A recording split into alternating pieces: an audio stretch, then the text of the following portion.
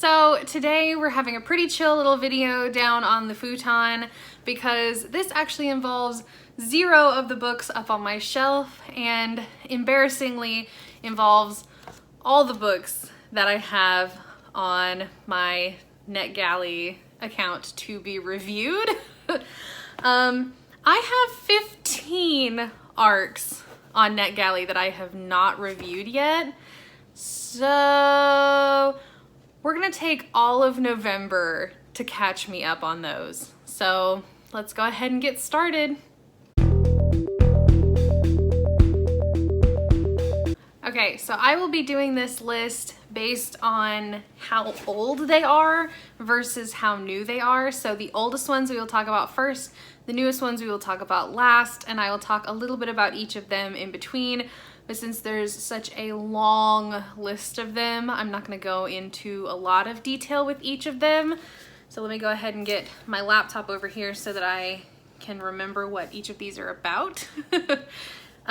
The first one I have is The East End by Jason Allen.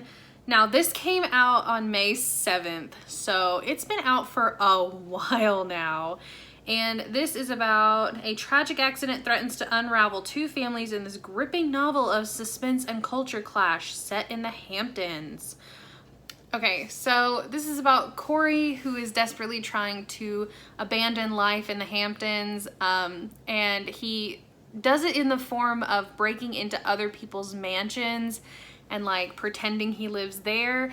Well, he breaks into one of his neighbors' mansions, which is actually where he works, and he sees the owner commit a horrible crime, and the owner's trying to like cover everything up, but Corey saw everything. So did someone else who was hiding in the house at the same time.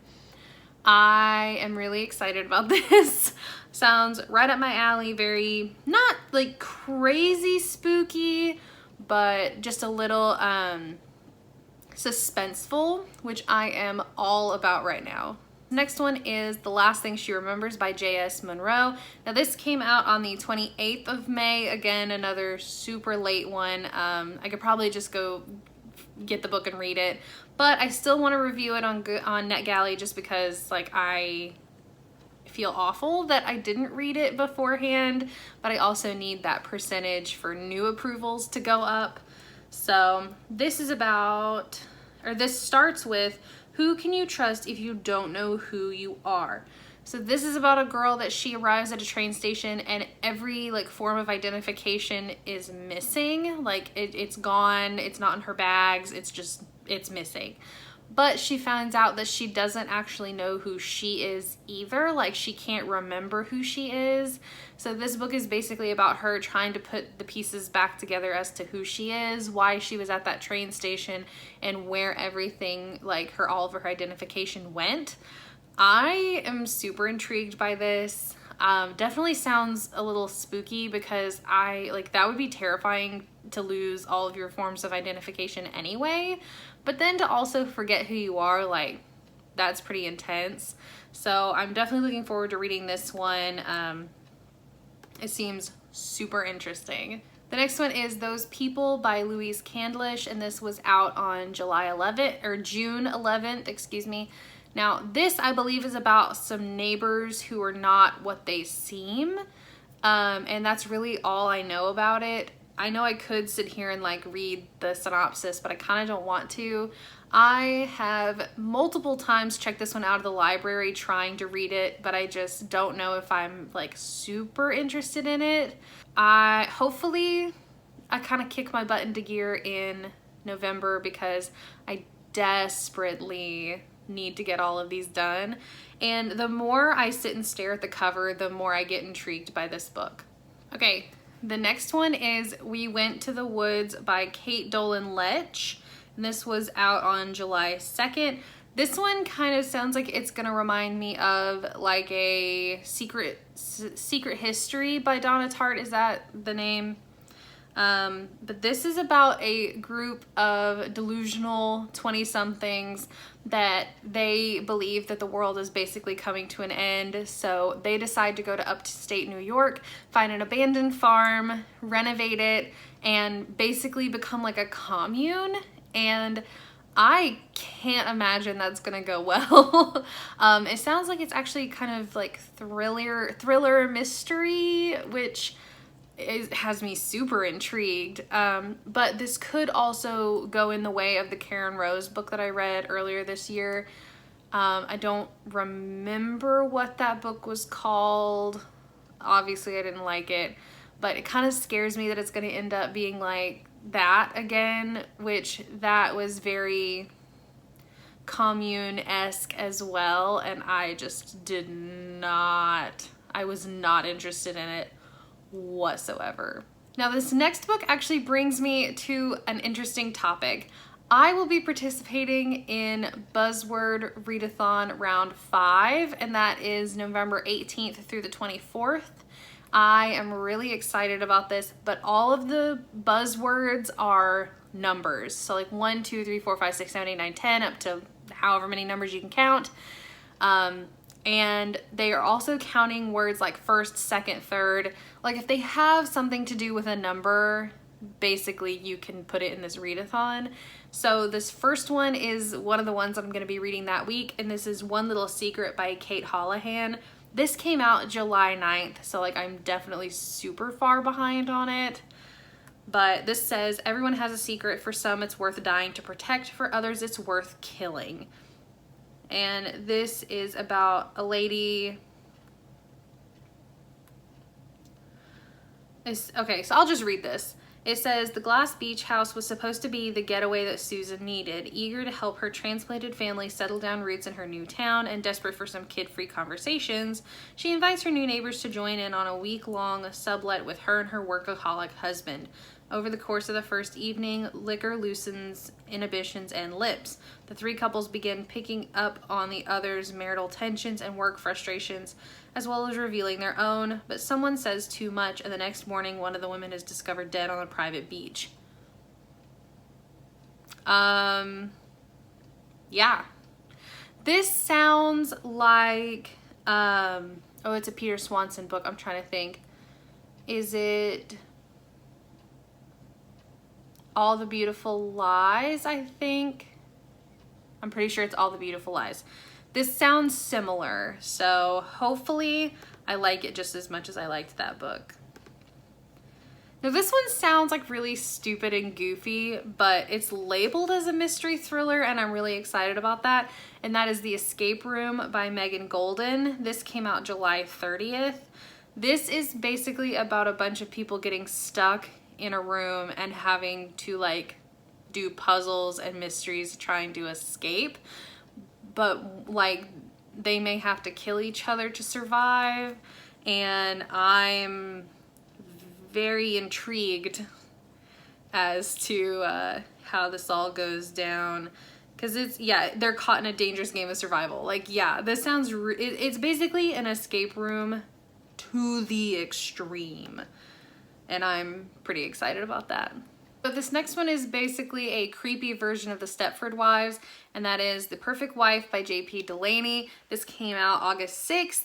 I was actually contacted by a publisher that wanted to like send me this book, and I gladly accepted, and then unfortunately I never actually got around to it.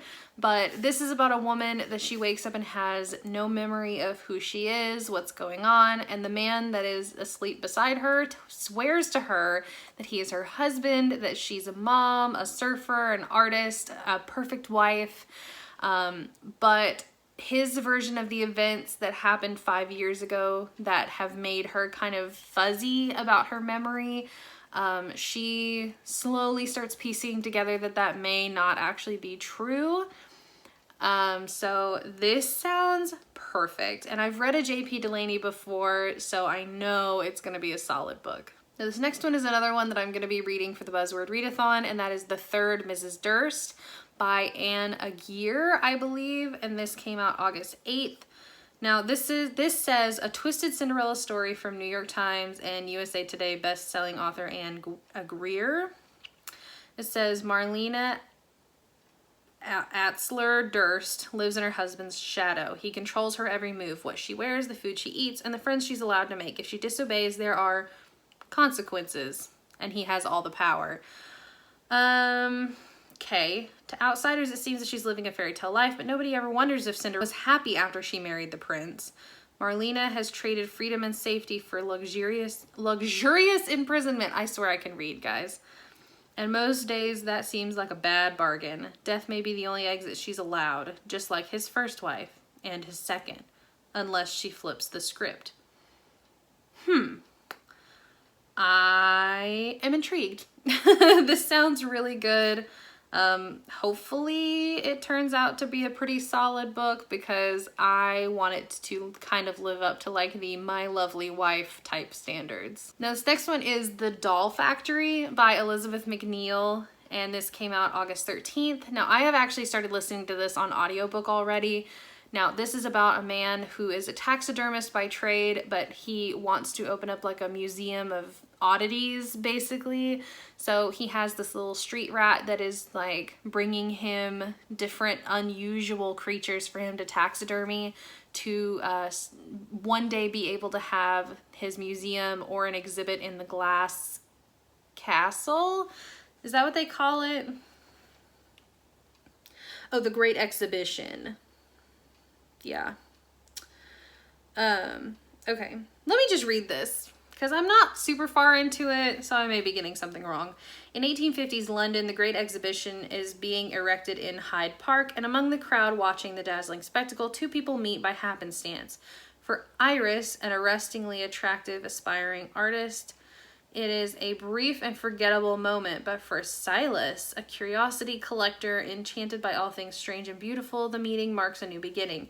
When Iris is asked to model for pre-Raphaelite artist Louis Frost, she agrees on the condition that he will also teach her how to paint. Suddenly, her world begins to expand beyond her wildest dreams, but she has no idea that evil is waiting in the shadows. Silas has only thought of one thing since that chance meeting, and his obsession is darkening by the day. It says a page-turning psychological thriller. Okay, I definitely have not gotten to the thrilling aspect of this book yet, but that sounds super intriguing, and hopefully I can get it done pretty quickly, because I need to know like what's going on now. Now, this next one is One Night Gone by Tara Laskowski. This is going to be another book that I read for the BuzzWord Readathon, because it has the word one in it. This came out October 1st, so I'm not too far off on this one. But this is the perfect place to disappear. One sultry summer, Maureen Hathaway arrives in the wealthy town of Opal Beach to start her life anew, to achieve her destiny. There she finds herself lured by the promise of friendship, love, starry skies, and wild parties. But Maureen's new life just might be too good to be true, and before the summer is up, she vanishes. Decades later, when Allison Simpson is offered the opportunity to house sit for Opal Beach during the off-season, it seems like the perfect chance to begin fresh after a messy divorce. But when she becomes drawn into the mysterious disappearance of a girl 30 years before, Allison realizes the gorgeous homes of Opal Beach hide dark secrets, and the truth that long ago summer is not even the most shocking part of all. Again, these are like all just so thrillery sounding, which is perfect for fall. It's like the perfect thriller time, that in winter. So I am in some good company so far. This is gonna be amazing. And this next one is Cursed by Thomas Wheeler, and this was on October 1st as well. This, I believe, is actually more of like a graphic novel. It says the Lady of the Lake is the true hero in this cinematic twist on the tale of King Arthur. That's all I need to know. I don't need to know anymore. Sounds amazing. I'm into it. This last one, I'm actually not going to talk about the ones that are coming out in 2020 just yet, because I want to be able to talk about those in December. But this last one that I'm going to talk about is The Third Rainbow Girl by Emma Copley Eisenberg. This I'm also going to read for the BuzzWord Readathon, again, because it has the word third in it. This is the long life of a double murder in the Appalachia. If you say Appalachia, you're wrong, because obviously you don't live here.